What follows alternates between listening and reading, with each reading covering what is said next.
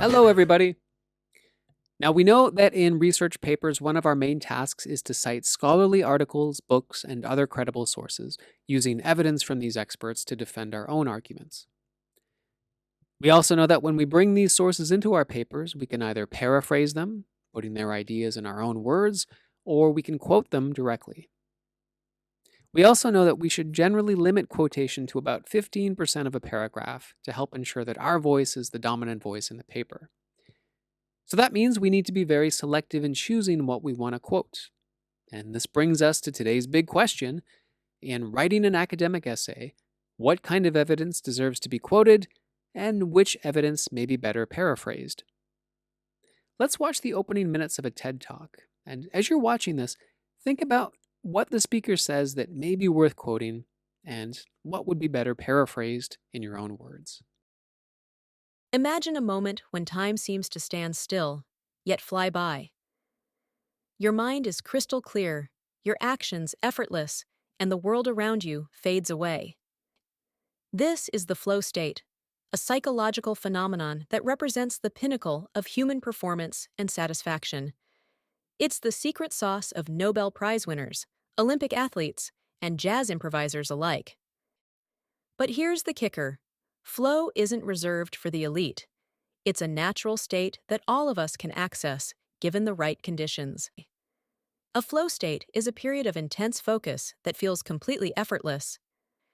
In flow, our actions and awareness merge into one seamless experience. We lose our sense of self-consciousness, yet our sense of self is paradoxically strengthened. Time warps. Hours can pass in what feels like minutes. And perhaps most intriguingly, flow often occurs when we're pushed to the very edges of our abilities, in that sweet spot between anxiety and boredom. What's happening in our brains during flow is nothing short of miraculous. Neuroscientists have found that during flow states, our prefrontal cortex, the part of our brain responsible for self-criticism and doubt, temporarily deactivates. This is called transient hypofrontality. It's as if our inner critic takes a coffee break, allowing us to perform without second-guessing ourselves. Meanwhile, our brain releases a cocktail of performance-enhancing neurochemicals: dopamine, norepinephrine, anandamide, serotonin, and endorphins. It's nature's own performance-enhancing drug, and it's completely legal. All right, well, thank you, Dr. Pike. Now, back to our question: what in this speech is worth quoting and what could be left to paraphrase? Well, in a passage that's really quote worthy, it's the words themselves that are crucial.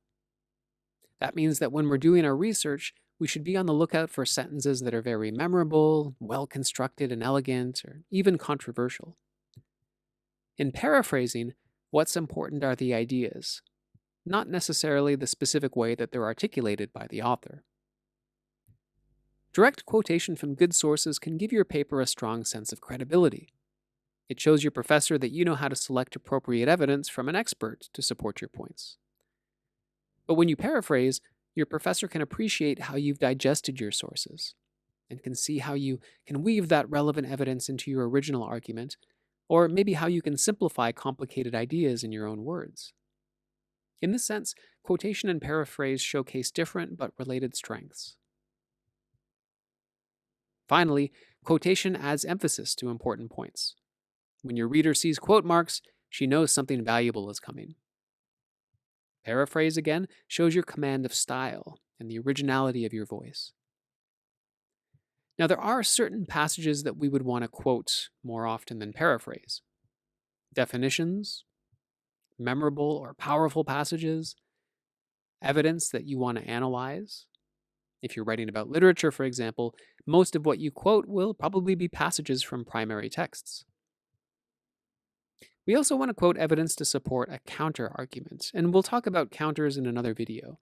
But for now, just keep in mind that if you quote evidence that actually goes against your thesis, it can make you seem more objective.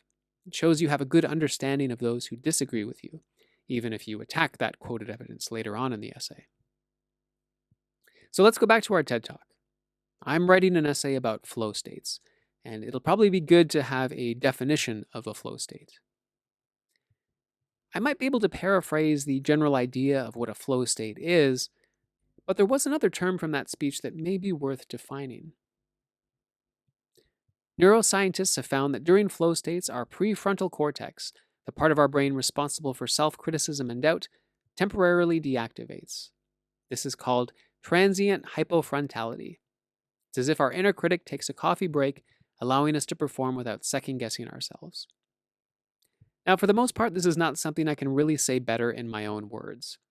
So I'm going to quote this in a way that, forgive the pun, a way that ensures the flow of my argument. So I'm going to say, flow states generate a condition known as, quote, transient hypofrontality, during which the prefrontal cortex, the part of our brain responsible for self criticism and doubt, temporarily deactivates. Notice how I'm using those square brackets to show that I've altered my quote. If you're not sure why I'm doing that, feel free to look at our video on the technical rules of quotation. Now, that next sentence in the original TED Talk might be a little informal for my essay, so I'm going to paraphrase that line. The original, it's as if our inner critic takes a coffee break, allowing us to perform without second guessing ourselves. I'm simply going to paraphrase that by saying, helping us work more confidently. I'm keeping this part because I think it's an important aspect of the definition, but again, it's the idea, not the exact wording, that's important. Now, if I scan through that first part of the TED Talk, I see some ideas I might want to paraphrase. I like the examples of kinds of people who benefit from flow states, but nothing really jumps out at me as quote-worthy. I see she's trying to hook us here, but there's no evidence I really want to analyze or argue against. But in that next paragraph, I see some evidence that really builds on that early definition of flow. It clarifies certain conditions for flow states. And this is a good opportunity for me to establish my credibility by highlighting the credibility of my sources. According to Dr. Amelia Pike from the University of Toronto, during flow states, quote, our actions and awareness merge into one seamless experience. We lose our sense of self-consciousness, yet our sense of self is paradoxically strengthened. So again, I'm going to emphasize the source's credibility with my identifying phrase from the University of Toronto before I present that quote. And of course, I also need a timestamp to complete my citation. And now my quote is complete. Just before we go, I want to point out one major problem with quotation that drives writing professors crazy. Let me read this again in full. According to Dr. Amelia Pike from the University of Toronto, during flow states, our actions and awareness merge into one seamless experience. We lose our sense of self-consciousness, yet our sense of self is paradoxically strengthened. This means that we aren't being self-critical and that we also feel more confident in ourselves. Now, what's the problem with that last line in blue? Well, it basically paraphrases the same sentence I just quoted directly.